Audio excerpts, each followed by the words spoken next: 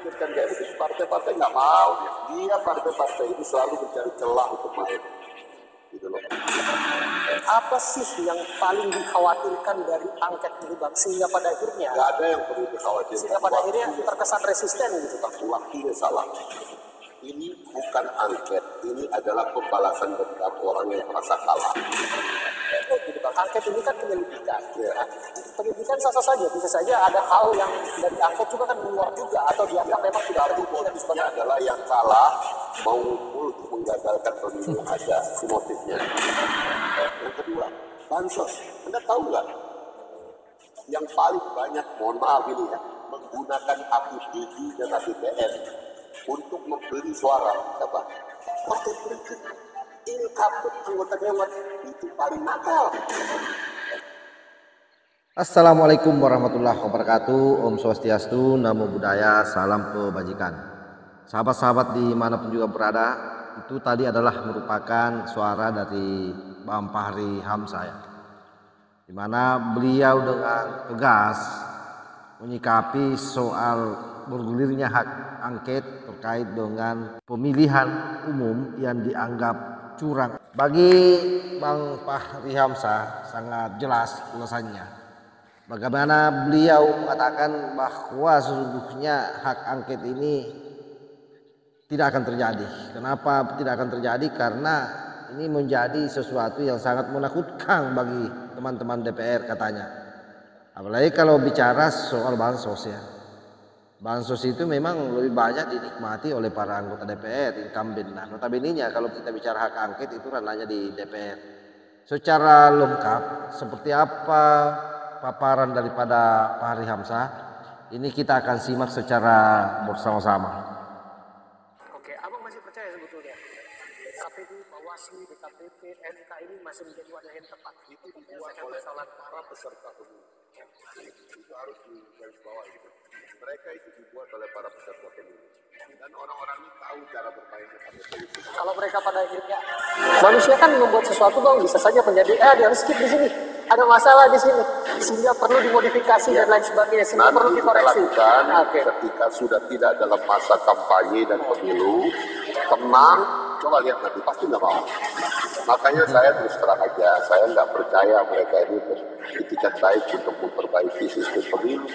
Mereka justru melembagakan hal-hal yang jelek. Bagaimana Anda mengatur jarak antara orang terpilih dengan orang dilantik itu 8 bulan? Apa ini nggak bahaya bagi Republik? Ada masa tunggu 8 bulan. Kenapa enggak action poll bilang hari ini, besoknya di-approve oleh KPU, lusanya seorang presiden sudah dilantik. Masa tunggu nggak boleh panjang, berbahaya bagi bangsa ini. Siapa yang memikirkan kayak begitu? Partai-partai nggak mau. Dia partai-partai ini selalu mencari celah untuk main. Gitu loh. Itu yang saya khawatir motifnya. Kalau mau serius, naskah akademik yang perbaiki, minta kampus bikin naskah akademik yang baik. Nanti pada masa setelah Pak Prabowo dilantik, nanti kita duduk baik-baik. Nah, di sini jelas ya apa yang disampaikan oleh Bang Fahri Hamzah ini, jangan-jangan ini hanya dijadikan sebagai panggung celah. Untuk apa? Ya maklumlah, di Indonesia ini mana ada partai yang siap untuk oposisi. Dia tahu persis bagaimana nasibnya kalau jadi oposisi, kecuali memang PDIP ya. Kalau PDIP ya saya akui lah, kalau dia oposisi memang betul-betul kuat dan sangat getol membela orang miskin. Dalam hal ini kalau dalam kamusnya mereka itu marhain. Ayo kita perbaiki keadaan. Bang Fahri orang yang lama duduk sebagai seorang legislator dan memahami betul bahwa angket bukan pertama kali dijalankan bagi fungsi pengawasan kawan-kawan DPR. Menurut Abang, menurut Bang Fahri ya, apa sih yang paling dikhawatirkan dari angket ini Bang, sehingga pada akhirnya nggak ada yang perlu dikhawatirkan. Sehingga pada akhirnya terkesan resisten gitu Bang. Waktunya salah. Ini bukan angket, ini adalah pembalasan dendam orang yang merasa kalah. Kalau Anda mau angket itu nanti di masa tenang, satu ya.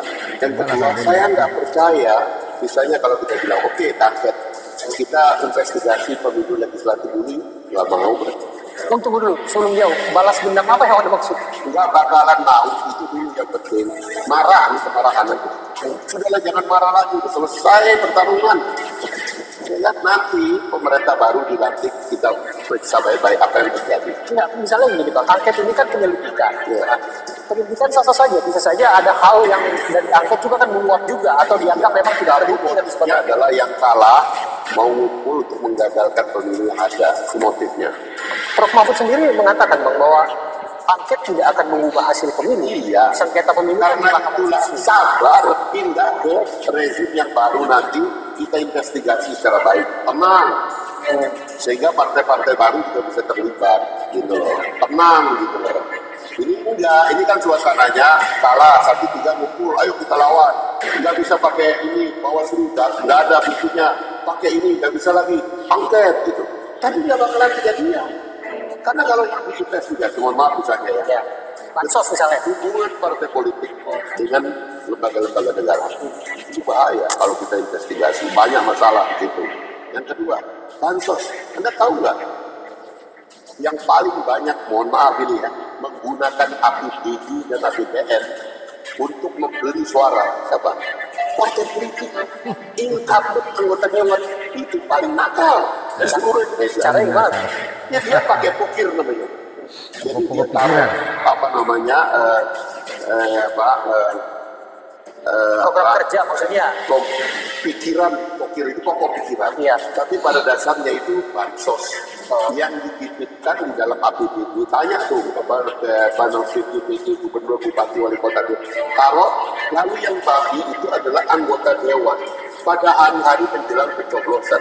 Anda bayangkan nggak ada anggota DPRD membagi TKA untuk lansia.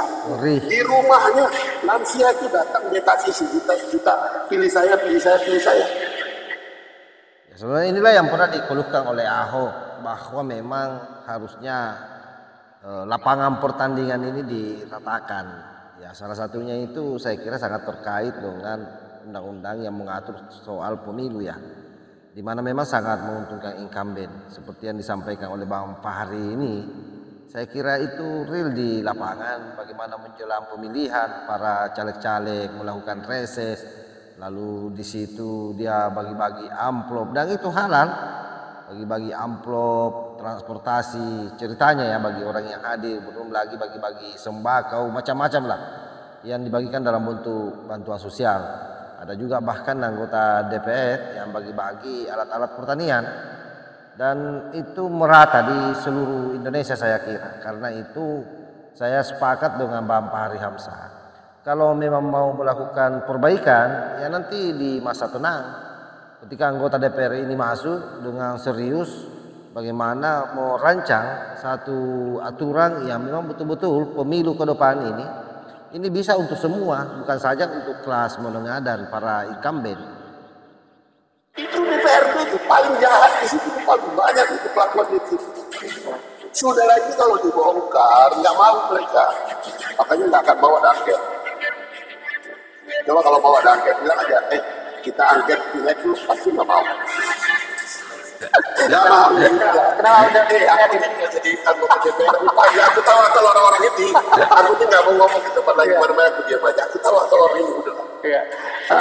Karena pada prakteknya ya itu cukup menarik. Ya kenyataannya kan pemilu ini diadakan secara serentak dan itu satu program baru. Bos yang namanya penggunaan APBD, APBN untuk incumbent. Bang, tapi abang udah nyinggung soal bansos tadi bang. Ada anggapan juga ini kalau memang bansos itu memang praktek politiknya memang disalurkan dekat-dekat pemilu. Bansos bang tahu nggak? Dianggarkannya di pada anggaran DPR. Ya. Panggil menteri, anggarkan sekian. Anda tahu nggak yang menikmati bansos yang paling banyak siapa? Incumbent anggota dewan. Itu yang paling banyak. Jadi bansos ini kalau diinvestigasi bukan presiden yang salah. Presiden itu cuma satu lembaga, ngasih barang cuma simbolik. Yang paling banyak itu adalah yang nitip-nitip. Nah, soal anggarannya bang, anggarannya yang eskalasi secara fantastis itu bang. Sama, dianggarkan di badan anggaran dewan. Bukan keputusan sendiri presiden momentum pembagiannya. Ini sama, diputuskan juga di badan anggaran. Jadi ini semua tidak mungkinlah terjadi gitu. Ada dosa. Abang menilai bahwa ada dosa berjamaah kalau memang diinvestigasi secara bersama-sama. Akan kejadian. Oke, saya kira jelas sahabat ya yang disampaikan oleh Bang Fahri Hamzah ini.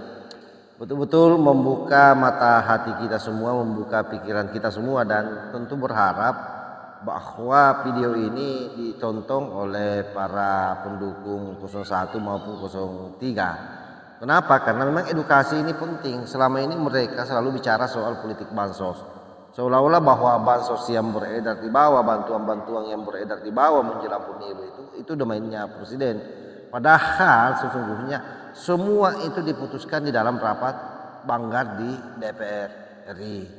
Jadi sudahlah, kalaupun memang kalian mau hak angket saja, karena pasti diri kalian yang diangket. Kenapa? Karena kalian yang paling banyak bermasalah. Jadi sekali lagi saya sepakat bahwa hak angket ini hanya dagelan semata. Hak angket ini hanya untuk mencari celah bagaimana membangun bargaining dengan penguasa, dengan Pak Prabowo yang sebentar lagi menjadi presiden, yang paling jatah-jatah menteri ujung-ujungnya. Saya kira begitu. Jadi rakyat di luar sana harus cerdas, jangan ikut-ikutan terglorifikasi, jangan ikut-ikutan terprovokasi dengan bangunan-bangunan, hasutan yang dilakukan oleh mereka, dengan hasutan yang dilakukan oleh mereka terutama misalnya seperti Refli Harun CS. Karena orang-orang ini semua adalah orang-orang kecewa, memang pernah dipecat dari BUMN. Pecatan BUMN 2 kali, ya tentu sangat sakit hati.